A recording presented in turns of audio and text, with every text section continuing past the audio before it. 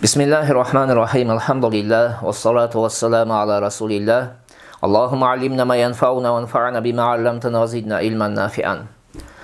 Hormatly okuwçular, biz Muhtasarul Qudri attуу kitepten sabagыбызды улантуудабыз. Құдай Таала ушул китептен туура түшүнүк алып, башка адамдарга, башка момун мусулмандарга жеткирүүгө бардыгыбызга мүмкүнчүлүк берсин. Өткөн темабызда biz Zeket kitabını başladık. Mına ошол Zeket kitabında kelip bir süйлөмгө токтодук эле. Ал süйлөм кандай эле? Эгер де bir адам ошол зекет миллет болгон байлыгыны бүт барын садака кылып, зекет ниет кыл зекет экендигине ниет кылбаса дагы зекет мойнудан түшөт деп. Мына ушул жерде кайсыл жол менен зекет түшөт дегенде аалымдарыбыз 5 мисал айтат. Ошол 5 мисалдын 3-өүндө адамдын мойнудан зекет түшөт, экөөүндө түшпөйт. Аны биз кийинки сабакта айтабыз деп сиздерге вада кылдык эди. Мына ошол жерден баштайлы. Муну билүүдүн астында бир нерсени эсиңиздерге алыңыздар. Айын болот, анан дайын болот. Айын дегени бул ошол сиздин байлыгыңыз, сиздин колуңуздагы байлыкты айын деп коет. Сиздин колуңузда кайсыл түр, алтынбы, күмүшбү, акчабы, койбу, уйбу, төөбү сиздин колуңузда бар болсо, бул нерсе не деп аталат? Айын деп аталат. Ал эми экинчиси дайын деп аталат. Бул сиздики, бирок башка бир кишинин колунда болот. Башка бир кишинин мойнунда сиз берген карыз болот. Мына ошолну дайын деп коет. Бизде кээ бир учурларда таксырларыбыз суроо беришет да, паланчы киши менден карыздар эди. Мына ошол карызны мен нак акчамдын зекетинин эсебинен кечибийсем зекетимден өтөбү өтпөйбү деп. Мына ошол нерсени түшүнүү үчүн ушул төмөнкү эрежелер айтылган. 5 эреже бар, 3-өүндө дурус болот, экөөүндө дурус болбойт. Эми эң биринчиси не дейт? Ада оддайни андайнин саката биха. Карызды карыздан кечүү дейт. Bir адамга карыз зекет милдет болду. Мындайча айтканда башка бир кишинин колунда акчасы бар, байлыгы бар. Мен мисалга 300 000 сом акчам бар. Мына ушул 300 000 сом акча Алтынбектин колунда. Карыз.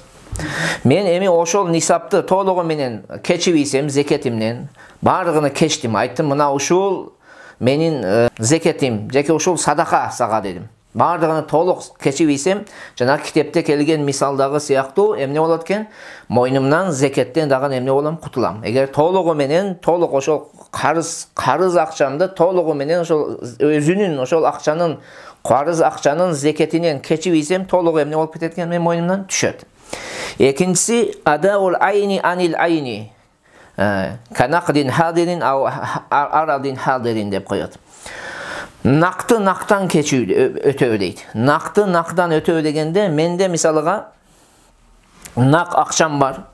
Ошо болсо нақ зекет бере турган өзүмдүн товарым бар, соода буюмдарым бар. Мына ушулардын ордунан башка бир нерсени же бир акчаны эмне кылдым, мен берип койдум. Башка бир предметти бердим дейли. Мисалыга нақ акчам бар де, мына ошонун зекеттин ордуна мен айталы, мага 10 000 сом зекет берүү милдет болгондо мен анын ордуна балким бир кой берип койдум 10 000 сомдук. Же болбосо баалап туруп бердим да. Балким бир телефон берип койдум. Мүмкүн бир компьютер, ноутбук берип койдум. Же болбосо менде соода буюмдары бар эле, айталы мен ноутбук сатып иштейм. Ошонун баасын эсептесек, мага зекет милдет боло турган деңгээлде баасы бар. Анын ордуна мен нак акча чыгарып берип койдум. Мына ушул нерселер бири-биринин ордуна эмне болот? Жаап кете берет. Зекет болуп эсептелет. Мойнубуздан тиги буюмдун зекети эмне болот экен? Түшөт. Үчүнчүсү адаул айни аниддайин. Адаул айни аниддайин. Мисалыга, мунун мисалы кандай? Накты насыядан берүү деген сөз. Мисалыга, айталы, Али шейх менден 300 000 сом карыздар. Али шейх менден 300 000 сом карыздар. Мына ушул 300 000 сомду мен Али шейхтин колунан ала элекмин. Бирок менин жанымда өзүмдүн акчам бар, нак акчам бар. Мына 300 000 сомду санадым да, ошонун зекети айталы 5 000 сом пул болду дейли, мисалыга, мисал катарында. 40тан бирин алсаң анчадан көбүрөөк болот го, мен мисал катарында айтып атам. Айталы 300 000 сомдун зекетини карыз эде, мен колума ала элекмин 300 000 сомду. Бирок ошого карабастан өзүмдүн чөнтөгүмдөн чыгарып, нак акча менен төлөп койдум. Ошондо мен жанагы карыз болгон тигинин мойнунда аласам бар эле, анын зекети менин мойнумдан эмне болот? Түшө берет. Бирок эки сүрөт бар, эки мисал бар. Бул эки мисалда адамдын мойнундан карызы не болбойт? Зекеттин карызы түшпөйт. Анын биринчиси кайсы? Ада од-дайни анил айн. Ада од-дайни анил айн. Бир адамна мага мисал, нак акчам бар жанымда, ошонун зекет милдет болгон мага. Менде нак чөнтөгүмдө 300 000 сом акчам бар. Мына ошонун зекети милдет болду. Ошол эле учурда айталы Айдар шейхтен мен 20 000 сом аласамын. Же 5 000 сом аласам бар. Же 7 000 сом, 10 000 сом аласам. 10 000 сом деп коелу. 10 000 сом аласам бар. Анан мен эмне дейм? Айтам, Айдар шейх, мына ошол 10 000 сомду мен зекетимдин ордунан нак акчамдын чөнтөгүмдө бар нак 300 000 сом акчанын зекетинен кечтим десем, бул зекеттен кечил болуп эсептелбейт. Зекет муну менен мойнубуздан милдет эмне болбойт? Түшпөйт. Мына ушул сурооду көп беришет. Эң көп берген суроо ушул. Ошондуктан муну жакшы чечмелеп алыш керек. Кандай дедим? Эгерде менде нак акчам бар болуп туруп зекет милдет болгон болсо, анан башка бир адамдан аласам болсо, мына ошол аласамды нак акчамдын ордунан кечип ийсем, эмне болбойт экен? Зекет мойнумдан милдети түшпөйт. Бул нак акчадан нак бериш керек. Эң акыркысынын экинчи мисалы дедик, ада од-дайнин андайнин саюкбас. Бул карызды карыздан жакын арада кайра колуңузга ала турган карыздан кечүү дейт. Ошону берүү дейт да, карызды карыздан дейт. Кандай десе, ва хува ма лау абра ал факира ан ба'зи нисаби навиян бихи ал ада анил ба'з. Анил бaqi. Кедейдин колунда, бир колунда жок адамдын колунда сиздин эмнеңиз бар? Карызыңыз бар. Мына ошол карызды 300 000 сом дейли, 200 000 сом же болбосо колуңузда акча бар. Ошол карыздын айттыңыз, жарымыны мисалыга, же 3төн 1 бөлүгүнү, же 4төн 1 бөлүгүнү мен зекетимден кечтим десеңиз, калганынын зекети не болбойт сизге мойнуңузда? Калганынын зекети милдети мойнуңуздан эмне болбойт? Түшпөйт. Ошон үчүн карыз түшүү үчүн жокорудагы биринчи айткан 3 эреже колдонулуш керек. Ошондо гана зекеттин карызы мойнуңуздан түшөт. Эми темабызга кайталы. Бисмиллахир-рахманир-рахим. Бабу закатил ибил. Төөнүн зекети тууралуу бөлүм дейт. Лайса фи акалла мин хамсати заудин минал ибили садакатун. 5 төөдөн азга зекет милдет болбойт. Зауд деген сөз бул 3төн 9га чейинки сан. Кээ бир китептерде андан 3төн 9дан дагы көбүрөөктү айтышат. Эми китебибиздин шархында, хашиясында эмне деп жазат? 3төн 9га чейинки сандагы төөнү зауд деп коет. Мына ошол төөлөрдүн саны 5 төөдөн аз болсо, эмне милдет болбойт экен? Зекет милдет болбойт. Урматтуу окуучулар, ушул жерде эрежеге жакшы мындай маани бериңиздер. Эреже бар. Үйдө багылып аткан малдарыбызды эмне үчүн багабыз? Мына ошонун зекет маселеси көп нерсе чечилет. Кээ бир адамдар бар, сабып, туу аркылуу өстүрүү максатында багышат. Кээ бир адамдар бар, багып, семиртип, сатуу максатында багышат. Бул экөөнүн эрежеси эки башка болот зекет маселесинде. Азыр карасаңыз бул жерде 5 төөдөн аз деп жатат. 5 төөдөн аз болсо зекет милдет болбойт. Бул кайсыл зекет? Жанагы багып, өстүрүү, көбөйтүү максатында болгон болсо. Ал эми эгерде биз төөнү семиртип, багып, бизнес максатында алып сатуу максатында боло турган болсо, анда саны 5 төөгө жетүү шарт эмес. Балким 3 төөдөн дагы зекет милдет болуп калышы мүмкүн. Эми баасын мен билбейм. Балким 2 төөнү сатсаңыз эле зекет болушу мүмкүн. Ошон үчүн бизнес үчүн болгон малда койбу, ал уйбу, эчкиби, төөө эмне шарт эмес экен? Сан каралбайт. Сан каралбайт. Болгону өзүңүн жекече жеген ичкениңизден, тамак ашыңыздан, негизги сизге негизги муктаждыктарыңыздан ашыкча болуп туруп, бизнес максатында болгон байлыгыңыздан ал саны каралбай туруп зекет милдет боло берет. Анан экинчи, бул жерде азыр төмөндө айтат, кийинки немеде. Ошол зекет милдет болуу үчүн жанагы багылып аткан малдарга караңыз, өсүү максатында, көбөйтүү максатында болсо, анда жылдын көпчүлүк бөлүгү талаада оттош керек. Ошондо гана милдет болот.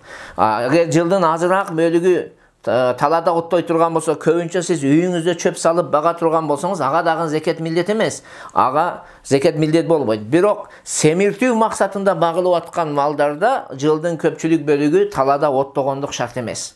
Аны сиз өзүңүз үйүңүздө кармап бага бересиз, бирок зекет не боло берет? Милдет боло берет. Ушул эрежени эсиңиздерге алсаңыздар, себеби азыр төбөдө дагы, уйда дагы, койдо дагы ушул эреже кетет. Азыр мына не дедик? 5 төбөдөн азда дегенибизде бул бизнес үчүн болбогон төбөлөр. Ошондо бизнес үчүн эмес, бул өстүрүү, көбөйтүү максатында болгон төбөлөр. فإذا بلغت 5 سائمة وحال عليها الحول ففيها شاة إلى 9.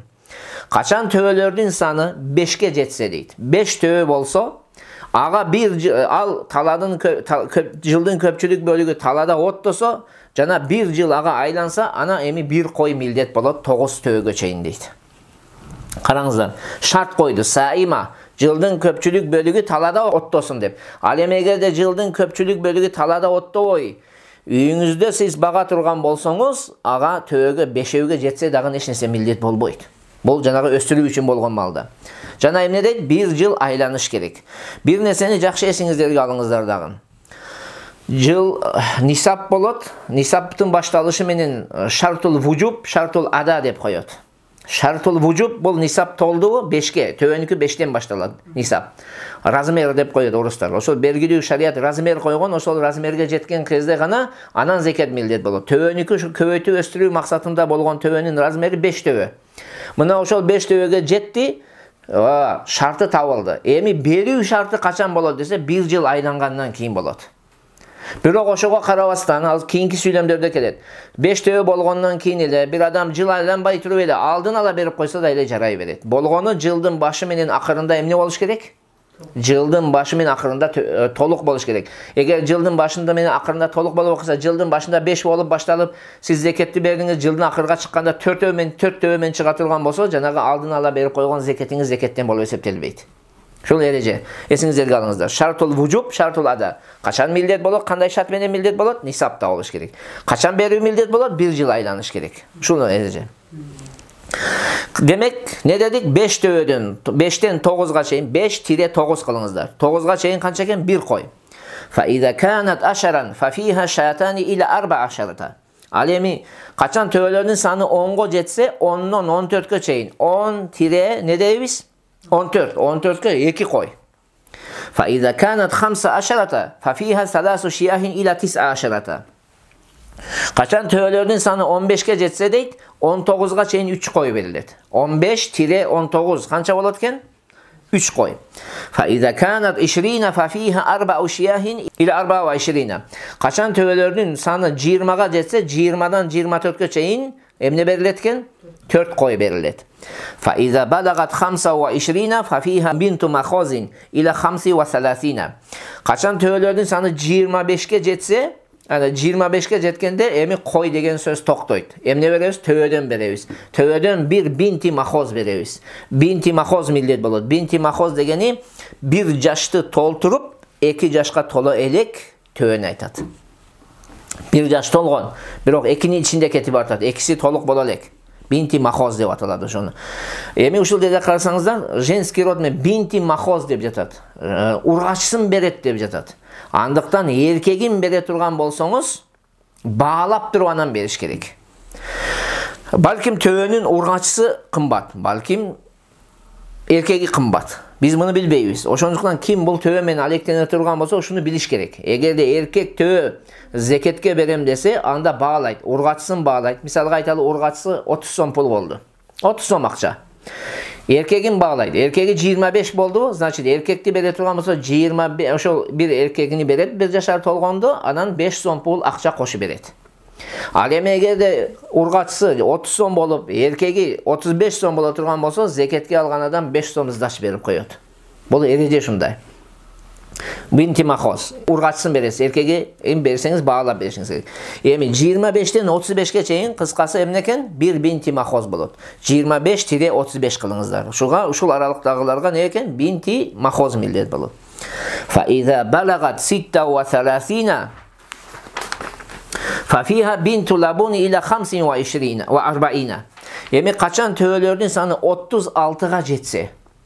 Жақсы есіңіздер, 36'ga жетті. Еми бинти махоз тоқтайды. Бинти махоз тоқтап, бинти лабунға өтеді. Бинти лабун дегені бұл 2 жашты толтырып, 3-тің ішінде кетіп атады. 3-ке толы элек төөн айтады. 36'dan 45'ke çeyin mına uşul жылда bir binti labun beriledi. Bir binti labun berilip kete veredi. 36 ne dedik? 45. 36-45 uşul aralığa. فَإِذَا بَلَغَتْ 46 فَفِيهَا حِقَّةٌ إِلَى 60. Kaçan töölördün sany 46'ga jetse. 46 bolgondan 46 menen 60'ga çeyin kança beriletken? Hiqqa. Hiqqa degeni 3 yaşı tolgon, birok 4'kö tola elek neni aytat? Töön aytat. Oşol 46'dan 46 tire emne kılavuz 60 yazıp koyuyorsanızlar, 46-60 kılsanızlar oşol tegerekte. Kança beriletken? Hiqqa. 3'lü tolturup 4'kö çıkma. فَإِذَا بَلَغَتْ 61 فَفِيهَا جَزَاءَةٌ إِلَى 75. Kaçan töölördün sana 61'ge jetsedik. 61 tööňüz bolsa 75'ke çeyin 61-75'ke çeyin cazaa beriledi. Cazaa degeninin manisi 4 yaşlı tolturup 5 yaşka kadam çıkkanda aytan. Kadam taşlaganda. 5. yaştın içinde ketip artatda. Birok 5 yaş toluk bolo elek. Oşonu beriledi. Kançadan kançaga dedik? 61'den 75'ke çeyin. 61-75 yazınızlar. فَإِذَا بَلَغَتْ 76 فَفِيهَا بِنْتَا لَبُونٍ إِلَى 90. Kaçan töölördün sana 76'ga jetse 76. 76'dan tire defis tire ne koyuyoruz? 90. Anda 2 binti labun beriledi. 2'ni tolturup 3'kö kadam taşlagan töö beriledi. Şunuzlara kançadan eken 76'dan 90'ga çeyin. 90 dağının şunun içinde. 90'ga dağın 2 binti labun. 2 binti labun. Onun için 76-90 yazınızlar. 2 binti labun. 2'den çıkmaz 3'kö çıkma ökö beriledi. فَإِذَا كَانَتْ 91 فَفِيهَا حِقَّتَانِ إِلَى 120. Kaçan töölördün sana 91'ge jetse. 91 ştuk bolsa 91'den 120'ga çeyin 2 hiqqa beriledi. 2 hiqqa degen ne dedigeni? 3'tön 4'kö çıkma ökö. Kançaga deyin? 91'den başlap 120'ga çeyin. 91 tire 120 dep yazыңыздар. Uşuğa kança eken? 2 hiqqa. 3'tön 4'kö çıkma ökö. Summa tusta'naful faridatu. Andan keyin oşol mildet özgörtülür demek. Kayra başıdan başlalat. Birok özgörtü 2 türü olur. Hazır birinci türünü aytat. Başkaçarak bunusu. Fayakunu fil 5 şatun ma'al hiqqatayni. Demek ar bir 5 töve koşulganda 2 hiqqaga koşup 120'ga 2 hiqqa dedi da 2 3'tön 4'kö çıkma. Oşoga koşup bir koy koşula veredi. 5'e koşuldu o. Sadga 125 bolsa 2 hiqqa bir koy. 130 olsa ve fil aşri şatani 130 olsa 2 hiqqa 2 koy. Ve fi 15 salasu şiyahin 15 töve koşulsa jalpa kança olur? 135 bolot. 2 hiqqa 3 koy bolot. Ve fi 20 arba'u şiyahin 20'ga 4 koy koşulat. Kançaga jetti? Sanı 140. 140'ga 2 hiqqa 4 koy. Ve fi 25 bintu mahozin 25 boldu binti mahoz koşulat. 25 boldu emne koşulatken binti mahoz. San kançaga jetti oşonda? 145'ke jetti. 145 töögö 2 hiqqa 3'tön 4'kö çıkma ökö. Anan birden 2'ye çıkma birdi veresiz. Kançaga çeyin? İla 150.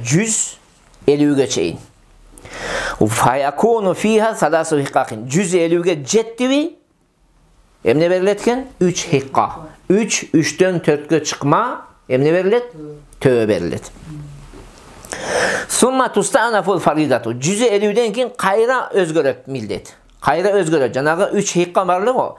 Anın üstüge emek kichine hazır mana birinci jolu özgörtүү bolgon kezde жаңыртканда binti labun jok ele. Emi munusunda binti labun dagın koşulat. Munusunda binti mahoz menle toktop kaldı. Munusunda emne koşulatken emi binti labun dagın koşulat. Karаңыздар. Fafil 5 şatun. Demek 5 öge bir koy koşulat. 155 bolgonda emneken 3 hiqqa bir koy. Ve fil aşar şatan.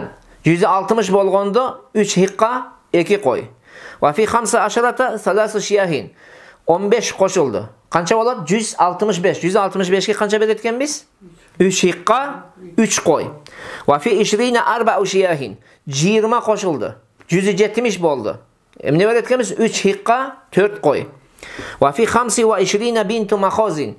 25 qo'shilganda binti mahoz bo'ladi. Jalpa qancha bo'ldi? 175 bo'ldi. 175 ga 3 hiqqa 1 binti mahoz beriladi. Ve fi 36 bintu labunin. Yani 36 qo'shilganda binti labun qo'shiladi. O'shanda 186 ga. 185 ga chayin ne veretdik? 3 hiqqa 1 binti mahoz. 186 bo'ldi, 3 hiqqa 1 binti labun beramiz. 2'den 3'e çıkma. Fa iza balagat 196 fa fiha 4 hiqaqin ila 200. Kaçan töölördün sanı 196'ga jetse, şunlar 196'ga jetse, anda 4 hiqqa millet bolot 200'ge çeyin. 4 hiqqa bolot. 195'ge çeyin 3 hiqqa nede? 1 binti labun. 196 boldu. 4-cü hiqqa qo'shiladi 200'ge çeyin. 200. Bundacha aytganda 200 ga qancha berayotganmiz? 4 hiqqa. Summa tusta'nafu faridatu abadan kama tusta'nafu fil 50 allati ba'da al-100 wal 50. Andan keyin doimo 150 dan keyin qantip qayra boshidan kelgan bo'lsak, o'zgartgan bo'lsak, mana o'shol tarzda qayra emne qilamiz? Doimo o'zgartib ketaveramiz. Endi 200 ga qancha dedik bunda misoliga? 4 hiqqa. 205 bo'ldi, 4 hiqqa 1 qo'y. 210 bo'ldi, 4 hiqqa 2 qo'y. 215 bo'ldi, 4 hiqqa 3 qo'y. 220 bo'ldi, 4 hiqqa 4 qo'y. 225 bo'ldi, 4 hiqqa 1 binti mahoz. 236 bo'ldi, 4 hiqqa ne? 1 binti labun. 1 binti labun. Anan emne keladi? Qayra. Qayra 46 ga jetken kezde, 246 ga jetken kezde. Emne millet bo'lib qoladi qayra? Hiqqa millet bo'ladi. Qayra 50 ga cheyin. 50 ga cheyin o'shunday ketadi. 246 oldu. 5-ci hiqqa qo'shiladi. 250 ga cheyin o'shunda ketdi. 250 dan keyin qayra o'shunda başladı. 5'ine 1 qo'y, 10'una 2 qo'y, o'shantib ketaveradi. Doim o'shunday ketaveradi. Wal buxtu wal irabu sawaun. Mana o'sha zakat millet bo'lusunda buxt menen irobning hukmi birday deydi. Buxt degani bu ajamlardan bunday Araplar menen ajamlardan Arap tövesi menen Araplardan başka ulutlardan tövesini argındaştırıp buxt dep koyat. Bu iki örköçtüğü töve olat. Al endi Arap degeni bu Araplardan töveleri. Uşul meselede meyli al buxt bolsun, iki örköçtüğü olsun tövece, bir örköçtüğü töve olsun, ayırması yok. Eken uşul meselede. Ökönün hükmü birday. Hiç bir ayırması yok. Xuday Taalam bardığımızga uşul meselede to'g'ri tushunuk bersin, boshqalarga jetkirib, shu menen amal qiluvga bardığımızga tavfiq bersin. Assalomu alaykum va rahmatullohi va barakatuh.